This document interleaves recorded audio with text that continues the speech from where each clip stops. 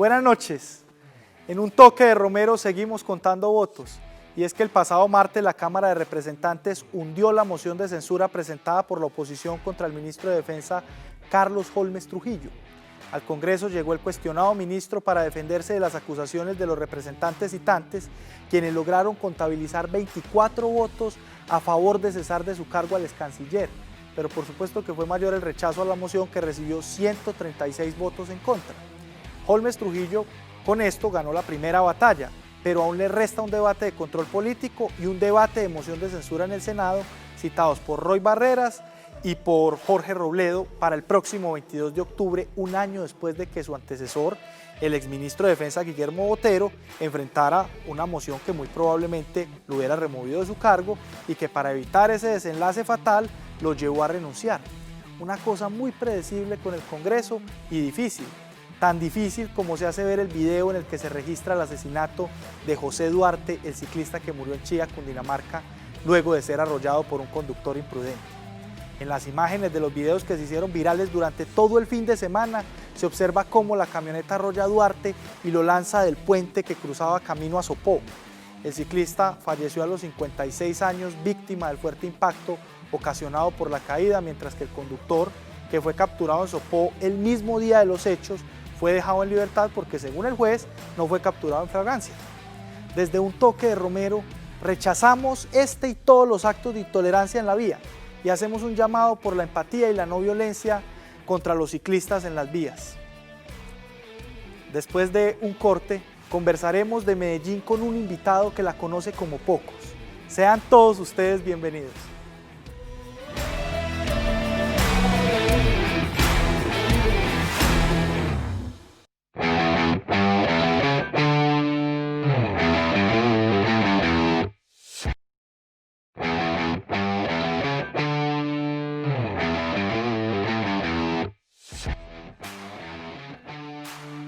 Estamos en un toque de Romero esta noche, Santiago, con un invitado que sí que ha escrito la historia de este país y de Medellín. Que no solamente la ha escrito, sino que la conoce muy bien. Fue ministro de Cultura, fue director de Colcultura, director de la Piloto también, la Biblioteca Pública Piloto. Es un académico destacado de esta ciudad, es nada más y nada menos que el rector de la Universidad EAFIT, el doctor Juan Luis Mejía. Doctor Juan Luis, buenas noches, ¿cómo se encuentra usted?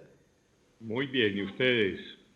Bien, bien, sí señor, aquí trabajando fuertemente. Doctor Juan Luis, Quitémosle el doctor. Juan Luis, usted es un referente para los medellinenses por su carrera y por lo destacado que ha sido. ¿Cómo un abogado de la Universidad Pontificia Bolivariana llega a dirigir la Biblioteca Pública Piloto, se convierte en uno de los primeros ministros de Cultura del país y termina siendo rector de una universidad tan importante como es la Universidad EAFIT? Hombre, primero, muchas gracias por esta invitación. Mira, yo desde siempre he estado como vinculado a la cultura. Cuando yo estudiaba Derecho, me pasaba buena parte de mi tiempo. En esa época, pues, Derecho de la Bolivariana era en la playa, y por Maracaibo entraban los de Filosofía y por la playa entrábamos los de Derecho. Pero yo me pasaba mucho tiempo con los de Filosofía. Sobre todo estábamos, pues, en ese momento, el gran boom de la literatura latinoamericana, etcétera. Y entonces ya cuando salí de la universidad, el entonces director de la Piloto me ofreció, él acababa de llegar de un taller de escritores en Iowa, y me ofreció que fundáramos un taller de escritores en la Piloto. Y entonces esa fue mi vinculación. Y ya cuando Alejandro lo nombraron, creo que director de Vanguardia Liberal en Bucaramanga, pues me dijo: ¿y por qué no te quedas de director? Y yo, de una. Y entonces pues eso fue a finales del 79 que llegué a la dirección de la biblioteca, que fue una experiencia maravillosa en mi vida, de los mejores recuerdos de mi vida, porque la Piloto se convirtió como un epicentro de cultura, de tertulia, de movimiento cultural, y lo llevo en la memoria en el mejor lugar de los recuerdos. Juan Luis, yo le quiero hacer una pregunta, porque como lo decía Diego en la presentación, es un hombre que conoce la historia de Medellín bastante bien. Digamos que hay 3 libros que yo diría básicos que uno tiene que leer para entender la ciudad: El Carnero de José Antonio Benítez, Cosas viejas de la Villa de la Candelaria de Lisandro Ochoa y Medellín es así de Ricardo Aricapa. Pero a mí me gustaría preguntarle, Juan Luis, para usted, ¿cuál es el libro o la obra pues indispensable para entender la ciudad? Pero es que depende de la época. Depende de la época, porque la época pues colonial y poscolonial obviamente es El Carnero. De ese fin del 19 y principios del 30, pues don Lisandro, Agapito Betancur, etcétera. Y más recientemente pues hay libros indispensables. Yo creo que los libros de Alonso, No nacimos pa' semilla, y los libros, por ejemplo, ese libro de Víctor que no se ha vuelto a editar, del Peladito que no duró nada, que es muy parecido en esa onda, para entender el Medellín del principio de siglo, imprescindible Carrasquilla, sobre todo Grandeza, y luego, dijéramos, ya en una época más contemporánea, ya pues una novela, más novelas urbanas como Jorge Franco, etcétera. Entonces hay múltiples posibilidades y depende de cada época. Y nos interesaría volver a esta parte de la entrevista donde hablamos un poco de la historia de Medellín cuando estemos en el contexto, pero yo no quiero que nos deje de hablar de su paso por el Ministerio de Cultura, porque cuando uno de los principales opositores a la creación del Ministerio de Cultura fue el Nobel de Literatura Gabriel García Márquez, que decía que eso era burocratizar y politizar el tema de la cultura. Hoy, cuando este ministerio tiene más de 30 años, ¿usted cree que se cumplieron las palabras de Gabriel García Márquez? Ve, también ubiquémonos. Yo era el director de Colcultura y pues entonces me tocó elaborar la Ley General de Cultura y pues tramitarla en el Congreso. Hubo una oposición muy grande, efectivamente, desde muchas ópticas. Yo creo que se mezclaron muchas cosas en ese momento. Y uno de ellos pues era porque el ministerio se complicó porque se asoció con el gobierno Samper y con el proceso 8000, entonces se juntaron todas esas cosas y el debate realmente sobre la cultura se distorsionó mucho por ese cortocircuito que había, y el trámite en el Congreso fue muy tortuoso por eso, y realmente la oposición de Gabo era porque él tenía el modelo mexicano en la cabeza, que el modelo mexicano, a ver, hay como dos grandes modelos de institucionalidad cultural en el mundo, que una es la francesa, que es el Ministerio de Cultura francés, pues ideado por De Gaulle y Paul Malraux, pero hay el modelo inglés, que es un Consejo de las Artes, que curiosamente fue diseñado por Keynes, el gran economista, y que fue el primer director del Council de Inglaterra. Entonces el modelo mexicano en ese momento era un modelo mucho más de consejo, por eso no se llamaba ministerio, sino se llamaba, o secretaría como se llaman en México, sino el Consejo Nacional para la Cultura y las Artes. Entonces él tenía más el modelo de consejo que el modelo de ministerio, y bueno, yo creo que el ministerio, a pesar de todo, se ha mantenido, dijéramos, alejado un poco de la política. Eso era lo que pretendíamos y esa fue la promesa que le hicimos al sector cultural. Pero, por ejemplo, Juan Luis, ahí en la creación, como dice Diego, del Ministerio de Cultura, pues usted venía a ser el director de Colcultura, entonces, pues lo lógico, o al menos lo que uno esperaría, es que usted hubiese asumido ese ministerio, pero tuvimos que esperar hasta la presidencia de Andrés Pastrana para que usted fuera ministro. ¿Cree que ahí tuvo que ver la política y que usted no estuviera del todo con el presidente Samper? Ve, es que yo cambié de planes en mi vida en ese momento. Eso debió ser año como 96, y con mi suegro decidimos fundar un colegio en Llano Grande, y con mi señora pues decidimos como un cambio radical. Yo me había desgastado mucho con el trámite en el Congreso y estaba un poco hastiado, ¿verdad? Eran momentos muy difíciles en el país y yo quería una vida más tranquila. Yo no soy político, esas sesiones del Congreso me desgastaban mucho y decidimos venirnos más bien a tener una vida más tranquila a Medellín, en Río Negro, y fundamos pues el Colegio Horizontes en ese momento. Y bueno, yo tuve una recaída burocrática en el 99 cuando el doctor Juan me nombró secretario de Educación, y un día estábamos creo que era en el Colombiano Ejemplar, en el Metropolitano, y me entró una llamada al carro del alcalde, y yo, pues, que necesitan urgente hablar con usted, que el presidente está en el teléfono del carro del alcalde. En esa época no había celulares ni nada, y entonces era para ofrecerme el Ministerio de Cultura, y entonces me fui para Bogotá ya como para haber materializado lo que habíamos ideado y pensado en ese momento. Desde el año 2004 es usted el rector de la Universidad EAFIT y esto lo ha convertido en un referente regional. ¿Cómo considera usted que va Medellín y Antioquia en ese tránsito hacia la cuarta revolución industrial y la economía digital y todo lo que se está transformando en el mundo? ¿Cómo cree usted que lo está afrontando Medellín? Pues mira, si no hubiera sido por los avances que esta ciudad ha generado, hubiéramos tenido una parálisis. No es que la revolución vaya a venir, la cuarta revolución, sino que ya está aquí instalada. De hecho, pues las universidades y muchos colegios pudimos continuar, dijéramos, la vida académica, porque existían las plataformas, existía la red, y existían pues todas las posibilidades que nos han permitido. Lo que pensábamos que se iba a demorar unos años, pues lo tuvimos que hacer en unas semanas, y entonces de hecho nosotros ya estamos inmersos en esa cuarta revolución. Obviamente, como todo proceso, unos mucho más avanzados que otros. Hay empresas mucho más avanzadas en mercadeo digital.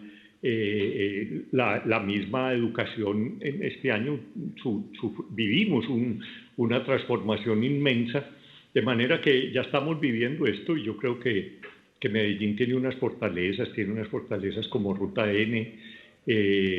Yo creo que ya estamos inmersos en eso. Y yo tengo como una inquietud, hombre. Yo lo que creo es que nos tocó saltar de la segunda a la cuarta sin pasar por la tercera. Entonces, yo creo que nos tenemos que adaptar a muchas situaciones nuevas, pero yo creo que estamos viviendo ya, y la ciudad de hecho tiene una buena conectividad y bueno, ya tiene una infraestructura muy interesante que le va a permitir catapultarse más en el futuro. Y de los 16 años que usted pues lleva como rector de la universidad, de la cual ya ha anunciado su retiro a final de año, ¿usted siente que le quedó algo pendiente por hacer en EAFIT?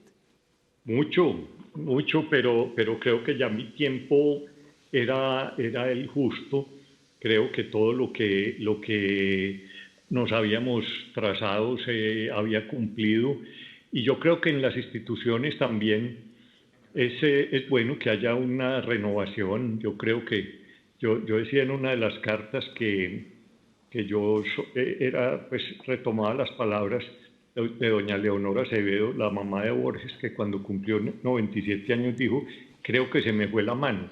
Yo creo que se me fue la mano. Yo creo que me fui quedando porque siempre había un proyecto adelante, etcétera, pero yo creo que ya este año era justo que venga una renovación, y que vengan nuevas miradas, nuevos pensamientos sobre la universidad. Yo creo que eso es sano, y bueno, y yo creo que también fueron 16 años de jornadas de 7 a 7, y uno se va desgastando física y mentalmente, y entonces yo creo que era el momento de anunciar mi retiro. Y señor rector, hay ya nombres de quienes lo podrían suceder a usted en el cargo en EAFIT? El Consejo Superior está en ese proceso, sí, está en ese proceso de selección. Espero que en este mes de octubre o a principios de noviembre ellos en su sabiduría ya nombren mi reemplazo. Tenemos una llamada, señor rector. Aló. Juan Luis, absolutamente precioso. Hablas con Sergio Fajardo. ¿Cómo estás? ¿Cómo estás, hombre Sergio? ¿A dónde andas? En el corazón de los colombianos, absolutamente precioso. Estamos hablando de profesor a profesor. Diego, es emocionante lo que estamos haciendo.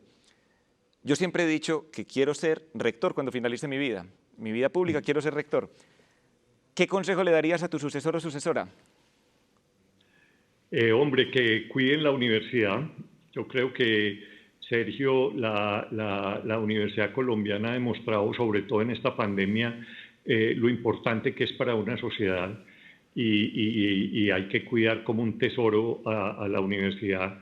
Vos lo sabes bien, Sergio, que has sido profesor durante tantos años, la importancia para una sociedad de sus universidades de calidad. Soy profesor, he sido profesor, siempre seré profesor, absolutamente precioso, Diego. Pero yo sí quisiera decirte una cosa, a ver, para que nos lancemos al agua. ¿Qué tiene que tener sí o sí tu sucesor o sucesora? Primero, amor y pasión por la enseñanza y el aprendizaje. Tener mucha cercanía con los jóvenes. Esta generación tiene unas características y unos ideales y unas sensibilidades que tenemos que saber entender, y un gran respeto por la libertad de cátedra y por la libertad de pensamiento. Doctor Juan Luis, hay que hablar un poquito también de lo que ocurre en el país y de lo que se mueve entre el ámbito académico y político y empresarial, etcétera. Ha sonado en los últimos días mucho el nombre de un rector para ser presidenciable, que es el doctor Alejandro Gaviria de la Universidad de los Andes. ¿Usted lo ve como presidenciable? Hombre, él tiene talla presidencial, pero me dolería mucho que dejara la academia. Yo creo que Alejandro para la academia colombiana es un referente y creo que está haciendo una excelente rectoría, y espero que como Ulises no se deje tentar, que se ponga cera en los oídos y no se deje tentar por la política, pero talla presidencial sí tiene. Y muchos especularon que su salida se debía a la posibilidad de pronto de volver, como dijo usted, a recaer en los temas de la política. ¿Usted piensa? No, yo ya estoy organizando mi vida. Yo creo que ya lo que hice en la vida pública, privada y académica, ya la vida me dio esa oportunidad, la vida me honró con esas posibilidades que tuve en la vida, pero hay que darle paso a las nuevas generaciones. Yo tengo otros planes en mi vida personal, tengo 3 cerros de libros por leer, espero poder escribir, llevar una vida más tranquila. Pero doctor Juan Luis, sí. Las personas que nacimos para servir, nunca dejamos de hacerlo. Usted se va a retirar de la Universidad de AFIT y ¿qué sigue en la vida de servicio de Juan Luis Mejía? Vamos a ver, yo no tengo... mi propósito ahora es entregar bien la rectoría, hacer un proceso de empalme bien completo, trabajar con todo el ánimo como si fuera el primer día, salir a vacaciones, irme a conversar con el río Cauca y a ver qué me aconseja el río Cauca. Tenemos una sección en nuestro programa que se llama Me remite a. Nuestro director Santiago y yo le vamos diciendo unas palabritas y usted nos dice esa palabrita a qué lo remite. Dale. Juan Felipe Gaviria. Un referente, un ser que me quiso, me valoró desde muy joven, porque ¿cómo te parece que el día que a mí el presidente de Betancur me nombró en la Biblioteca Nacional, ese mismo fin de semana, a él lo habían nombrado alcalde de Medellín. Y el lunes me llamó a ofrecerme la Secretaría de Educación. Yo era un jovencito, yo tendría 26 o 27 años, pero ya me había comprometido con el presidente Betancur y por eso me fui de director de la Biblioteca Nacional. Pero desde entonces valoré siempre ese gesto que él tuvo para conmigo y luego fue para mí un honor reemplazarlo en la rectoría de AFID y poder continuar ese diseño arquitectónico de la nueva universidad que él planteó y que yo aspiro a ver continuado. Ahí se nos adelantó con el siguiente, Belisario Betancur. Mi padre espiritual. Imagínate uno, Marco Fidel Suárez y yo hemos sido los directores más jóvenes de la Biblioteca Nacional. Imagínate, pues yo tenía 26, 27 años, mi única experiencia había sido la biblioteca piloto y pues ir a dirigir una de las instituciones más emblemáticas del país, pues para mí fue una honra y bueno, y él siempre me brindó su amistad hasta el último día, porque el último día íbamos a desayunar con él cuando nos avisaron que se lo habían tenido que llevar para la clínica porque estaba muy grave y hasta el último día. Además fue un hombre de absoluta generosidad conmigo. Ahora que estoy reorganizando la biblioteca, me encuentro tantos libros que me mandó, libros dedicados, lee texto, y cada que yo le mandaba también otro libro, pues él siempre me mandaba una notica personal. Luego de la presidencia, me ofreció que me fuera a trabajar con él en la Fundación Santillana, pero casualmente también en esa época yo ya me había comprometido con otro proyecto, pero siempre fui muy cercano y lo llevo en mi corazón y estuve pues muy cercano a él hasta los últimos días. Compartí con él la junta hasta un mes antes de la junta en el Instituto Caro y Cuervo, que era una delicia, porque se planteaban 2 o 3 temas, el presupuesto, etcétera, aprobábamos las finanzas y luego nos sentábamos a escucharlo. Era un deleite. Les cuento una anécdota. Una vez, pues esto hace por ahí 2 años o 3 años, él había venido, yo siempre mandaba por él en el carro y bueno, ya habíamos estado en la comida y yo soy muy malo para trasnochar. Y a las 9 le dije, uy, presidente, listo, entonces lo voy a dejar en el hotel. Y me dijo, no, nos vamos para el Málaga. Y le dije, no, presidente, yo le dejo con el conductor. Pues se fue solo para el Málaga hasta la 1 de la mañana a oír tangos. Y le gustaba tomar aguardiente. ¿A usted es una delicia? A lo último no, a lo último era abstemio, ya a lo último él era a palo seco. En su tiempo sí se tomaba sus guarilaques en la presidencia, a veces se tomaba sus aguardientes. Pero es que imagínese, Juan Luis, como dijera Diego Calle, un antioqueño sin anís es un cántaro vacío. Pero venga, vamos a hacer una actividad. Porque esto me remite a de una sola palabra y aquí Juan Luis se nos está... que el señor rector es una delicia escucharlo hablar, pero las otras sí nos las va a responder en una palabra. Díganos una palabra que lo remita a Independiente Medellín. Compasión, es decir, padecer con, esa es la etimología de la compasión, es padecer con. Sí. Orquídeas. Hombre, el regalo de la naturaleza. EAFIT. Mi corazón. Grupo Empresarial Antioqueño. Admiración. Santa Fe de Antioquia. Nuestros ancestros. Bueno, doctor Juan Luis, muchas gracias por atender esta entrevista, por remitirse a todos los antioqueños.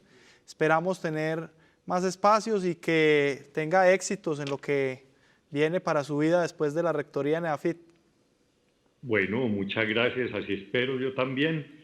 Y muchas gracias pues por esta invitación. Uno siempre tiene que agradecer que lo tengan en cuenta en algo. Estuvo aquí la historia de Juan Luis Mejía. Ustedes y nosotros le ponemos un toque de Romero. Que tengan una feliz noche.